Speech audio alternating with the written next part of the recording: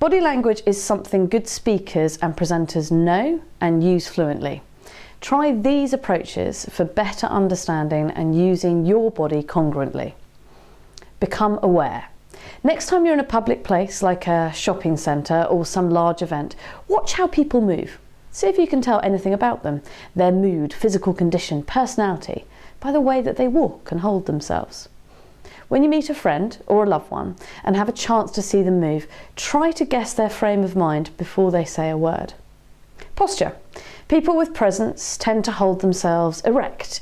If you slouch and let your shoulders round in, it communicates a lack of confidence. However, correcting bad posture may take considerable effort. We often recommend training such as Pilates to get your body strong so it can release your shoulders and help you stand up straighter. Tai Chi, martial arts, Alexandra technique, or yoga can help too. Try them all out. Facial expression. Some people prefer a poker face, one that reveals nothing about their state of mind. Now, while we recognise there are some situations when a poker face might be useful, in general you'll connect better if you allow your face to reveal what you feel, not your nerves. But you'll put your feelings in the story you're telling. We'll cover this in a lot more detail in the video on storytelling and colour in advance. In the meantime, just give mirroring a go. Just as you can mirror someone else's voice, you can mirror their facial expressions. Facial mirroring says, I understand you. There's nothing more supportive for a public speaker, as we all know from our own experience, than to look out to an audience and see a facial expression that says, we're with you. Gesture. Notice how others use their arms and hands when they talk. Some people, some entire cultures favour great expression. Others prefer to be more self-contained.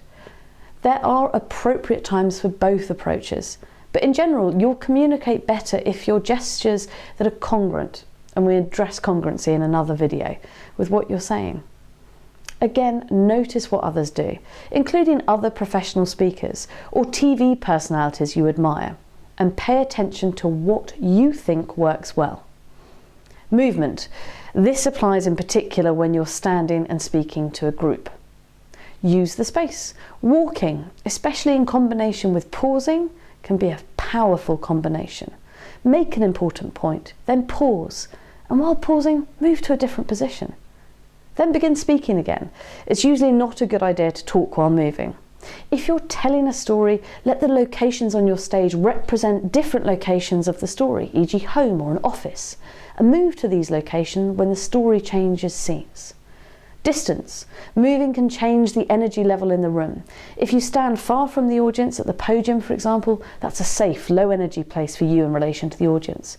But if you move towards the audience, you create a more intimate connection. And if it's physically possible, moving right up or into the audience will pick up the energy level in the room enormously. Wake up call.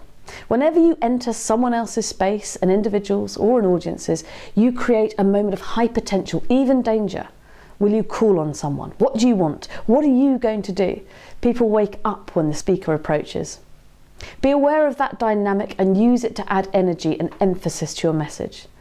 Try these different techniques and use feed forward, check out the feed forward video, to reflect on their appropriateness. Note, we're not asking you to critique yourself.